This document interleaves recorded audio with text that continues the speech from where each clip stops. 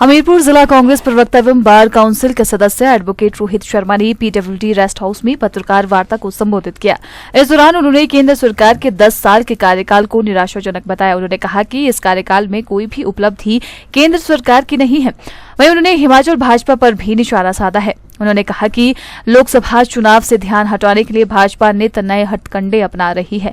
भाजपा प्रदेश कांग्रेस सरकार को गिराने का प्रयास कर रही है। इसका प्रमाण राज्यसभा के चुनावों में देखने को मिला है। भारतीय जनता पार्टी, आपने देखा होगा, अपनी पहली लिस्ट कभी दूसरी लिस्ट जारी करने के पूरे इसमें है।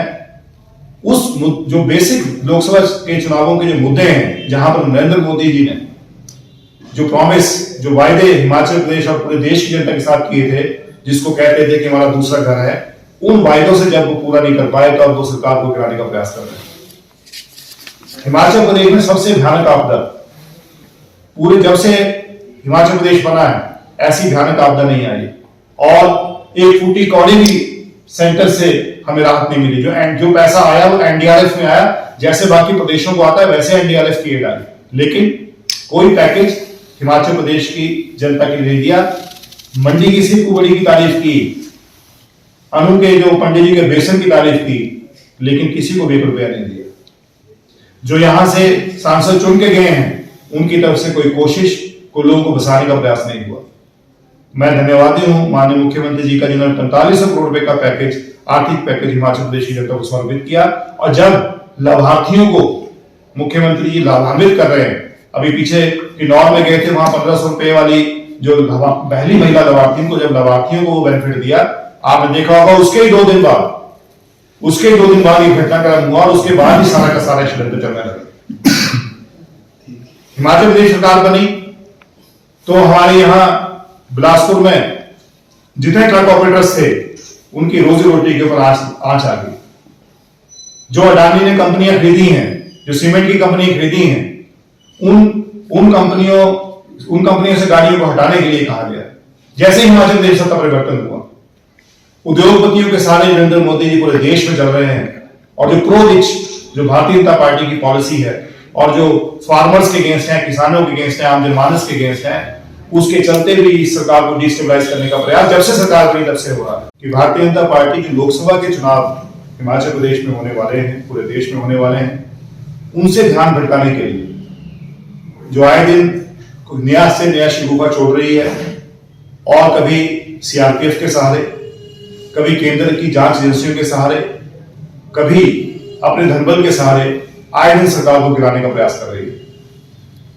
2022 में जब चुनाव हुआ था, तो 22 में चुनाव होने पर मैंडेट कांग्रेस पार्टी को 2/3 बहुमत से ज्यादा हिमाचल प्रदेश में मिला, उन्हें 40 सीटें मिली। लेकिन जब से कांग्रेस पार्टी की सरकार बनी, आपने देखा होगा कि एक परसेप्शन, एक नैरेटिव सेट करने का प्रयास भारतीय जनता पार्टी कर रही है कि सरकार 5 वर्ष नहीं चलेगी।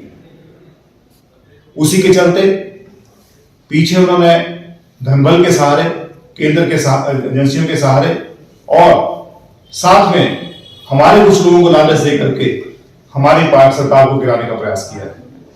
लेकिन जो मैजिक फिगर है, जो बहुमत का आंकड़ा है, वो अभी भी सरकार के पास है। मुख्यमंत्री जी सरकार की तरफ से मेन रोल अदा कर रहे हैं, योद्धा की तरह लड़ रहे हैं, लेकिन साथ ही साथ उनके साथ चट्टान की तरह कांग्रेस पार्टी खड़ी है।